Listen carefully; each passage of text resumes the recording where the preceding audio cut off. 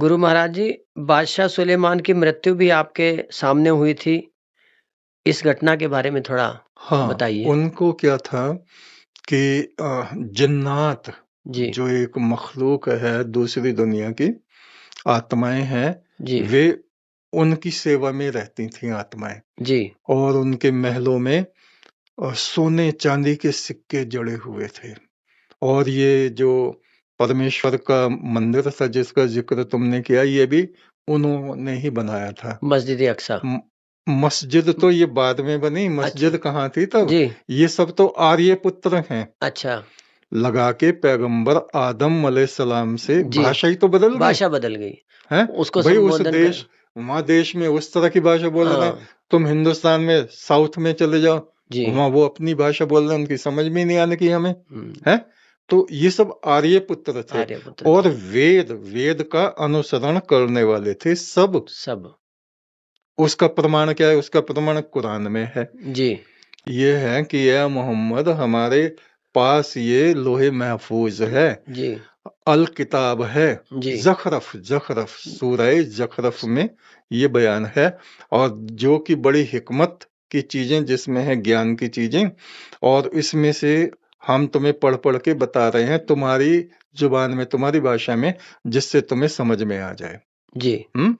तो वो वेद हैं। वेद है, और वेदों का जिक्र, क्योंकि ईश्वरीय वाणी और किताबें तो आदिकाल से चली हैं, चली हैं? आ हमारे यहाँ जैसे हिंदुस्तान में ऋग्वेद, यजुर्वेद, सामवेद, अथर्ववेद, जी, उनके यहाँ भी 4 किताबें, 4 किताबें हैं, आ, पैगम्बर मूसा की तौरात, तौरात, और फिर उनकी जो बादशाह सुलेमान थे उनके पिता जी, दाऊद अलैहिस्सलाम थे, उनकी है जब्बूर, जैसे सामवेद है ना, स्तुति। जी, स्तुति, हाँ, जब्बूर में स्तुति है।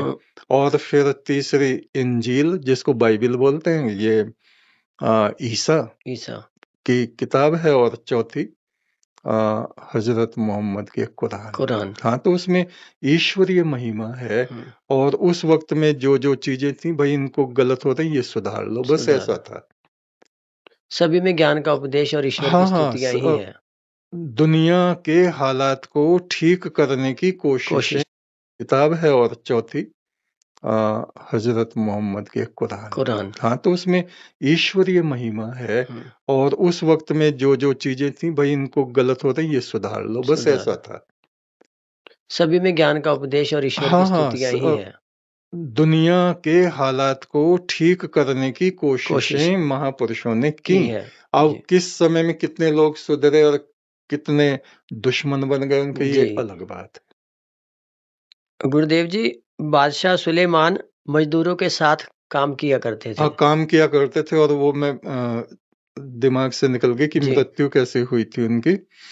आ, वो बहुत इबादत गुजार आदमी थे, आराधना खड़े होके करते थे।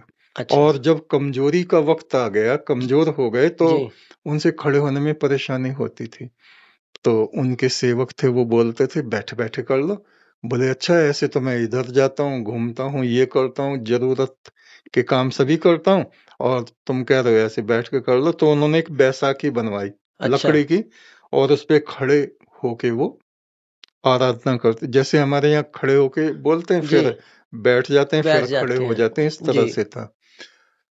तो ऐसी हालत आ गई जब उनका वक्त आ गया, उन्हें पता चला कि अब मेरा वक्त आ अंतिम गया है, समय। अंतिम समय आ गया। जी, तो मैं था वहां, उन्होंने मुझको कहा कि अब मेरा आखिरी बुलावा है, और तुम यहाँ ठीक से रहना, और किसी को बताना नहीं कि ये गए। तो वो बैसाखी लगा के खड़े हो गए, और पीछे शीशे की वो दीवारें सी थी, जी, वहां से लोग देखते रहते थे कि ये खड़े हैं। खड़े हैं। लेकिन खड़े होते ही उनकी रूह निकल गई निकल गई। है। तो ऐसा कहते हैं कि 100 साल तक वो वैसे ही खड़े रहे, बैसाखी के सहारे पे। और जब बैसाखी गल गई, टूट गई, तब वो तब लोगों उनका को पता मृतक चला कि शरीर गिरा, और जी, लोगों को पता चला कि ये तो चले गए। चले गए। और मजदूरों के साथ काम करते थे वो, कभी भी किसी का दिया हुआ या हुकूमत ऐसी हुकूमत किसी की हुई नहीं जैसी उनकी थी। उनकी इतना थी। धन, द्रव्य द्रव्य बहुत जबरदस्त। जी परमात्मा ने इतना दिया दिया, कि किसी बादशाह को इतनी दौलत दी नहीं, दी नहीं। लेकिन उसमें से वो एक सिक्का भी अपने लिए नहीं लेते थे।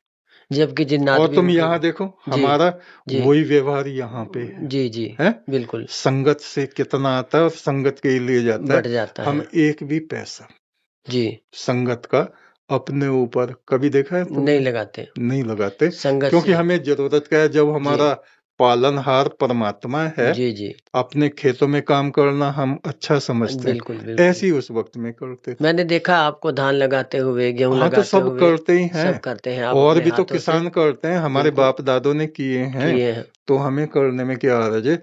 हक हलाल का हक रिज़्क हमें खाना चाहिए, दूसरे पे आधारित नहीं रहना चाहिए सिवाय परमात्मा। परमात्मा के। ऐसा ही उनका स्वभाव था। जी।